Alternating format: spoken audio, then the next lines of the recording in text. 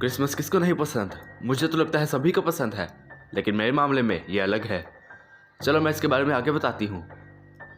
मैं एक ट्विन बहन की केयर टेकर थी।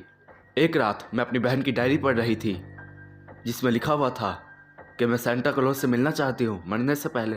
मैं ये देखकर हैरान हो गई और मैंने अपनी बहन की विश पूरी करने के लिए सेंटा क्लॉज से बात की। एक तो बहुत ज़्यादा महंगा था और बाकी दो बहुत ज़्यादा बिजी थे। और लास्ट में मुझे जेफ मिला, जो कि मेरी ही एज का था, लेकिन वो कहने लगा सेंटा क्लॉज के लिए आवाज़ ज़रूरी है, ना कि कोई एज।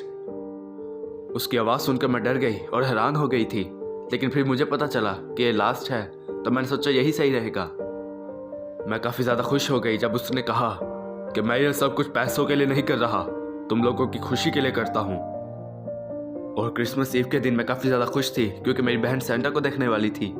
मेरी एक्साइटमेंट कम नहीं हो रही थी। और रात के 8 बजे दरवाजे पर दस्तक हुई और मैं दरवाज़ा खोलने के लिए जा रही थी। और जैसे ही मैंने दरवाज़ा खोला तो मेरे सामने सेंटा का कॉस्ट्यूम किया हुआ एक आदमी था। वो मुझसे काफ़ी बड़ा लग रहा था, जैसा पिक्चर में था वैसा नहीं था। हो। बस उसकी आवाज़ ही वैसी थी, बाकी वो बिल्कुल वैसा नहीं था। चलो जल्दी से अंदर आ जाओ, वो इंतज़ार कर रही है। हो। मैं भी इंतज़ार कर रहा था सरप्राइज़ का। मैं उसको अपने साथ लेकर आ रही थी, लेकिन मुझे काफ़ी ज़्यादा डर भी था क्योंकि मेरी मामा ने हमेशा मुझे मना किया था स्ट्रेंजर्स को घर में लाने से।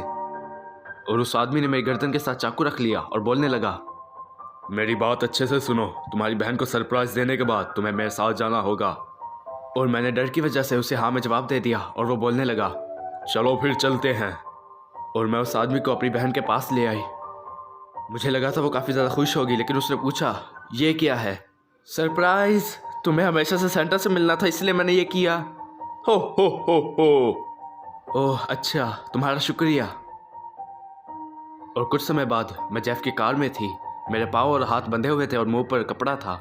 और जेफ बोलने लगा, मेरी बात गौर से सुनो, अगर तुमने मदद के लिए किसी को भी बुलाया तो मेरे लोग तुम्हारी बहन को मार डालेंगे।